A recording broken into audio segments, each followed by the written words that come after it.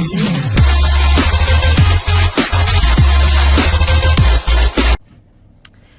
guys, happy Wednesday. Becky Thames here, live for The Drive at 5, and today I want to talk about prohibited seller activities on Amazon, and one in particular, and that is reviews.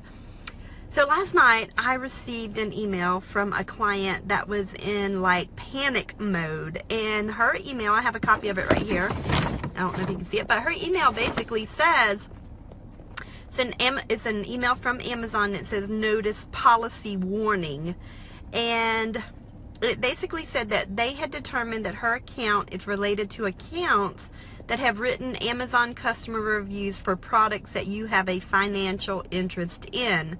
This may include products that you or your competitors sell. Family members, close friends, or employees of a seller on Amazon may not write reviews for the seller's item or negative reviews for items sold by that seller's competitors. Sellers are not allowed to manipulate ratings, feedback, or customer reviews. Guys, as you know, Amazon has been on the news recently about reviews. Are they fake? Are they real? Are they unverified? Are they verified? And I just want to tell you some things that you can and can't do. Well, first of all, whenever you're selling on Amazon, you always want to read their terms of service. And what I just read you about the reviews definitely comes from their terms of service. Now, what I want you to do, and I say this all the time, if you buy a product, leave a review. I don't care if it's toilet paper, I don't care if it's condoms, I don't care what it is, leave a review. And I don't care if you buy the same thing every week, every month, leave a review every time. Because guys, the statistics show that for every 100 items that is sold, only one person leaves a review. So about 1% of sales are left, 1% of buyers leave a review. No, that didn't come out right. If you make 100 sales, only one person leaves a review, which is 1%. So what I want you to do is, one, get in the habit of leaving reviews yourself, and then tell your friends and get on your Facebook Lives and do your blog post and say, oh, Amazon has shipped the item I sold. I told you I get these emails like all day, every day. I posted that, I think yesterday or today, or today actually, on my break this morning. I was on my phone. It said, Amazon has shipped the item you sold. Anyway, you always want to leave a review and tell your friends, because a lot of people don't know to leave reviews. So what the sellers are doing is they're trying to find creative ways to get reviews so that they can rank on the first page of Amazon. And as a buyer, of course, you want honest reviews. And so don't cheat for good reviews. There are some, if you try to attempt to manipulate in any way, and this particular client of mine has like only 50 something reviews. That's like over 500 sales or something, but every single one of them are from people that actually purchase. So she was like, Becky, they're all honest, they're all ethical. I don't know where this email came from. Well, I actually was in Seller Central, and it seems like she wasn't the only one that received this email. Tons of people received the email. So Seller Central is like the help desk in the back of Seller Central, and everybody was writing in saying, hey, I received this email, I've done nothing wrong, help, help, help. And I say this too, sometimes, or one time, I received an email, like, one of these blanket emails from Amazon, and it came out and it was like, you will not be allowed to sell toys because the shipping was late on toys, or something like that. Or you may not be allowed to sell toys in the future because your shipping was late on these toy items.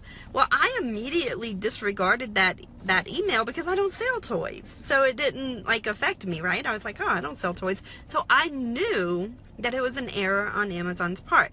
Now, is this one an error? I don't know. It may be just sent as a reminder to say, hey, don't do this. And they're really good, guys. If they have Facebook friends, they can find out who's leaving these reviews. If it's bots, they know. They're smart. They're like $1 trillion company almost.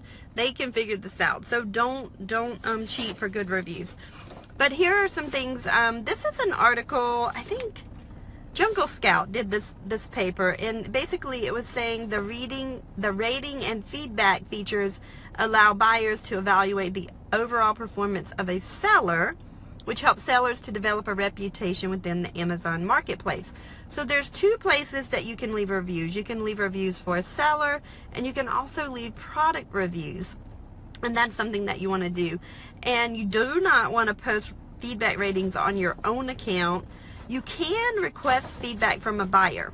You can. I mean, there are emails set up to do that. However, you cannot offer any incentive to a buyer for providing the feedback. So you can't say, I will give you a 90% discount in exchange for a review, in exchange for an honest review. You can't do that. You also can't send them an email and say, you know, if you had a 5-star experience, then leave a review on Amazon. But if you had any problem, email me. No, it has to be even across the board. Good, bad, ugly. Just leave a review, right? You can't persuade them one way or the other. And reviews are super important to Amazon. That's one of the things that Amazon prides themselves on, is their review system, so that people know whether the product is good or bad, and to ensure that the reviews remain helpful. Now, sometimes people order products and don't read reviews. Guilty.